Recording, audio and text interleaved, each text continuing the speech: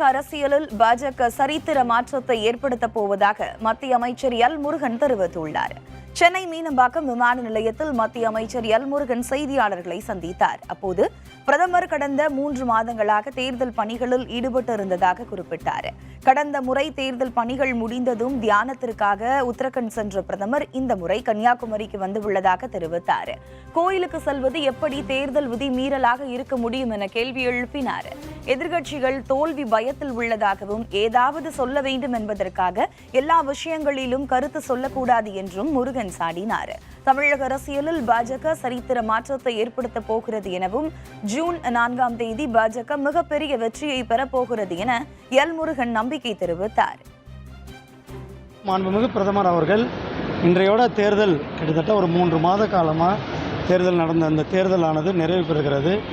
அவங்க போன வருஷம் கூட தேர்தல் முடிஞ்சோடனே தன்னுடைய தியானத்திற்காக உத்தரகண்டில் போயிருந்தார். இந்த முறை நமக்கெல்லாம் பாக்கியம் தமிழ்நாட்டில் இருக்கிற கன்னியாகுமரிக்கு வருகை தந்திருக்கிறார். இதில் எப்படி கோயிலுக்கு போகிறது எப்படி ஒரு தேர்தல் விதிமுறைகளாக இருக்க முடியும்? தேர்தல் விதிமுறைகள் எப்படி இருக்க முடியும்? ஏங்க, அரசியல் எதிர்க்கட்சிகள் ஏற்கனவே தோல்வி பயத்தில் இருக்கிறார்கள். அவங்க எதிர்க்கட்சிகள் எதையாவது சொல்லணுன்றதுக்காக எல்லா விஷயத்துலையுமே கருத்து சொல்லக்கூடாது. இது பிரதமர் அவர் கோயிலுக்கு சென்று அவர் அங்கே தியானத்தில் இருப்பதை யாரால எப்படி தடுக்க முடியும்?